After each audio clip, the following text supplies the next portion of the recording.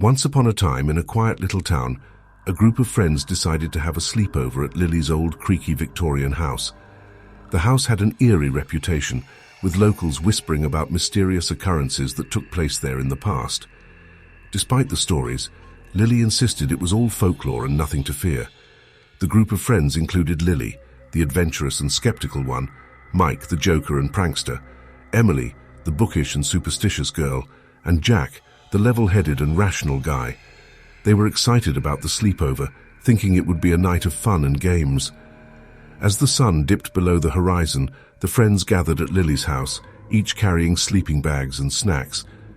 Lily's parents were away for the weekend, leaving them alone in the dimly lit house. To set the mood, they told spooky stories and laughed at their own fears, trying to convince each other that ghosts didn't exist. Around midnight, as the group was settling down for the night, strange things started happening. The floorboards creaked in an empty hallway, and the wind howled outside, making the curtains dance ominously. Mike, trying to scare the others, sneaked outside and tapped on the window, causing Emily to scream in terror. The friends laughed nervously, relieved it was just a prank. However, as the night wore on, the atmosphere grew increasingly eerie. The temperature seemed to drop, and the dim lighting played tricks on their minds. Objects moved on their own, and distant whispers echoed through the halls. Emily's heart raced as she clung to her book, trying to find comfort in its pages. As the clock struck 3 a.m., the friends heard a haunting melody, as if a music box were playing somewhere in the house. They followed the sound and stumbled upon a dusty old attic. Jack suggested it was just a loose board creating the eerie melody, but the others weren't so sure. As they continued their search, they found a locked room at the end of the hall. Lily revealed that her parents had always kept it off limits, and she had never dared to open it.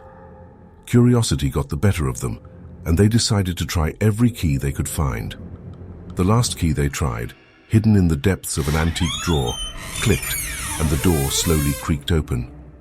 Inside the room, they found a collection of old photographs and belongings, suggesting it was a child's room long ago. Among the items was a tattered diary. Emily, being the most intrigued, started reading the entries aloud. As she read, the room grew colder, and the music box melody intensified. The diary belonged to a young girl who had lived in the house many years ago. Her words revealed a tragic tale of loneliness, neglect, and a mysterious figure she referred to as the Shadow. The more Emily read, the more the room seemed to come alive with an eerie presence. Suddenly, a gust of wind slammed the door shut, trapping them inside the room. Panic spread among the friends, and they tried desperately to open the door, but it wouldn't budge. The music box's haunting melody reached a crescendo, and the room felt charged with an otherworldly energy. In the midst of their fear, they heard a soft sobbing.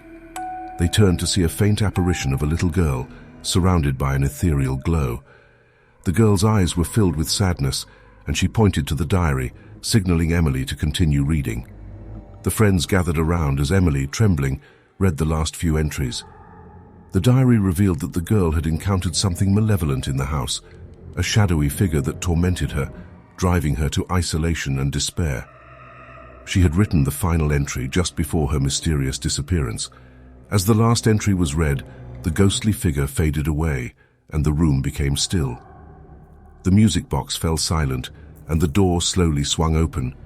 The friends rushed out, feeling a mix of fear and relief, but they knew they had helped the lost spirit find peace. From that night on, the friends never doubted the existence of the supernatural. They vowed to keep the memory of the little girl alive, spreading the tale of her tragic story and the haunted sleepover in Lily's house. And as the years passed, the legend of the haunted sleepover became a cautionary tale for anyone who dared to stay in the old Victorian house.